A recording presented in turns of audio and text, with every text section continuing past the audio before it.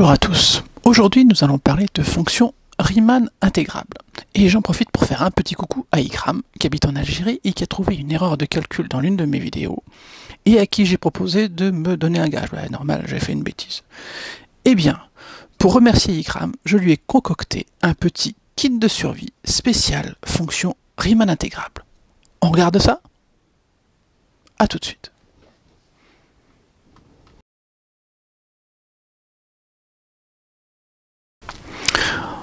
Ouvrons donc ce kit de survie. Alors, qu'est-ce qu'on trouve dans ce kit de survie? Ah, on trouve des petites fiches. La première, c'est Riemann et compagnie. Alors, pourquoi Riemann et compagnie? Tout simplement parce que on parle de fonctions Riemann intégrables, on parle d'intégrales de Riemann, mais il n'y a pas que des intégrales de Riemann, il y a des intégrales d'autres choses, et en l'occurrence, des intégrales de Lebesgue.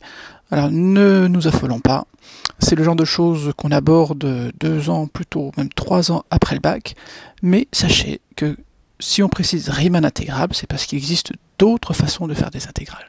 Donc nous, on va se contenter de parler des fonctions Riemann intégrables. Qu'est-ce qu'on trouve ensuite dans notre kit de survie? On trouve un escalier. Oui, parce que la base dans l'intégration sens du Riemann, c'est les fonctions d'escalier. Alors c'est quoi une fonction d'escalier? C'est une fonction qui ressemble à un escalier qui monte ou qui descend. Donc on peut avoir une fonction comme ça, on va le faire descendre un petit peu, remonter. Donc ça, c'est une fonction en escalier. C'est une fonction qui prend un nombre fini de valeurs sur l'intervalle AB. On continue. Eh bien, l'intégrale d'une fonction phi en escalier, c'est pas compliqué. C'est la somme des aires des rectangles qu'on a ici. Donc on a écrit sous forme un peu plus savante, sous la forme somme de 1 à n des xi moins xi moins 1 yi. Par exemple ici c'est xi moins 1, là c'est xi, et yi c'est la valeur qui est prise par la fonction en escalier. Donc, vous voyez, géométriquement c'est facile, c'est la somme de tous les rectangles, alors qu'ils ne sont pas forcément au-dessus de l'axe des abscisses. Les rectangles peuvent avoir une aire négative, puisque yi peut être négatif. Donc voilà, la somme de tous ces rectangles donne l'intégrale d'une fonction en escalier. On continue. Alors, on prend une fonction f bornée sur AB, et on va appeler i+. Alors, inf, ça veut dire la borne inférieure de toutes les intégrales des fonctions en escalier qui sont plus grandes que f. D'accord? Et i-, c'est la borne supérieure de toutes les intégrales des fonctions en escalier qui sont plus petites que f. Allez, on va faire un petit dessin pour mieux comprendre. Je vais donc prendre une fonction f, et vous allez voir ce que représentent ces deux intégrales. Ou plutôt, ces deux réels, i+ et i-. Allez, je prends une fonction comme ça. i+, c'est la borne inférieure de toutes les fonctions, enfin de toutes les intégrales des fonctions d'escalier qui sont plus grandes que f.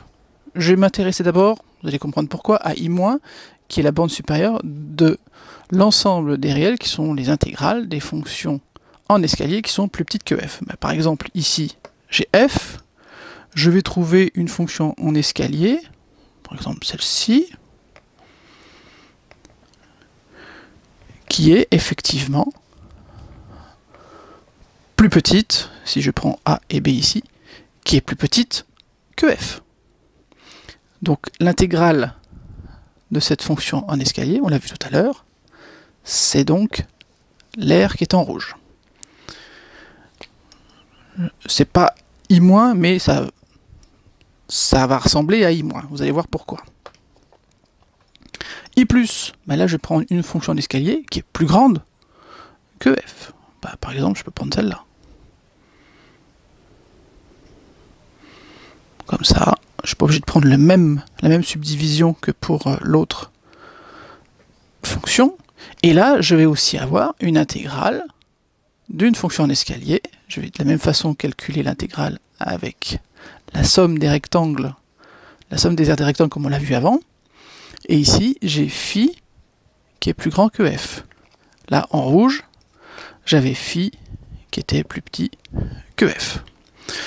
Donc, si on prend toutes les fonctions en escalier qui sont plus petites que f, et si on prend toutes les fonctions en escalier qui sont plus grandes que f, si je calcule leurs intégrales, je vais avoir d'un côté un réel i plus de f, et de l'autre côté un autre réel i moins de f, parce que j'ai f qui est borné, donc ces deux réels existent.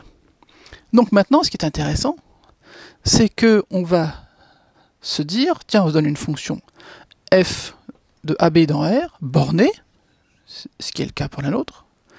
Alors, elle est intégrable, au sens de Riemann, si j'ai i plus de f, qui est égal à i moins de f. C'est-à-dire que mes surfaces vertes et mes surfaces rouges vont se rapprocher vers un réel, qui sera le même pour i plus et pour i moins.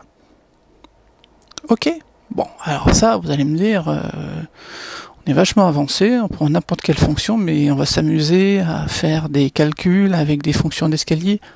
Pas du tout. Comment on fait pour reconnaître une fonction Riemann intégrable? Eh bien, on a un truc vachement puissant qui consiste à dire que si elle est continue par morceau, alors elle est intégrable.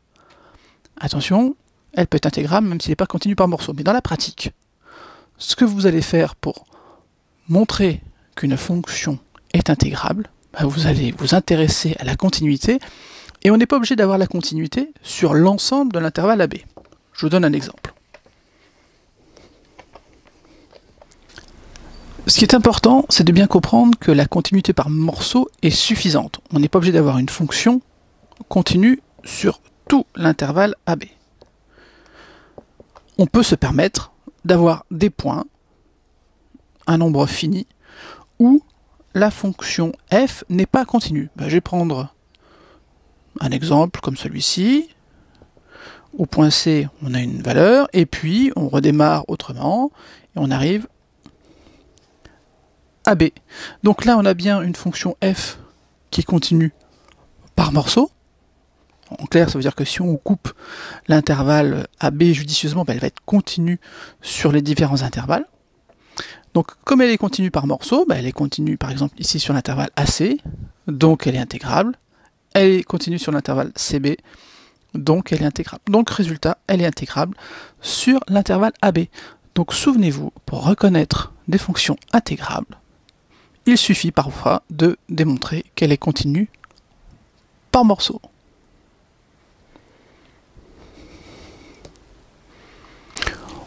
On continue la découverte de notre kit de survie, et je continue avec la linéarité de l'intégrale. Alors, je n'ai pas forcément insisté depuis le début, mais je ne parle que d'intégrale au sens de Riemann. Alors ça veut dire quoi? Ça veut dire que si je prends deux fonctions f et g qui sont intégrables sur AB, donc l'intervalle AB fermé, si j'ai lambda et mu qui sont tous les deux des réels, alors j'ai intégrale de a à b de lambda f de t plus mu g de t dt qui est égal à lambda intégrale de a à b de f de t dt plus mu intégrale de a à b g de t dt. N'oubliez pas l'hypothèse que les deux fonctions doivent être intégrables. Qu'est-ce qu'on trouve encore? On trouve une inégalité intéressante. C'est la valeur absolue de l'intégrale, elle est plus petite que l'intégrale de la valeur absolue de la fonction. Ça, c'est des fois très pratique.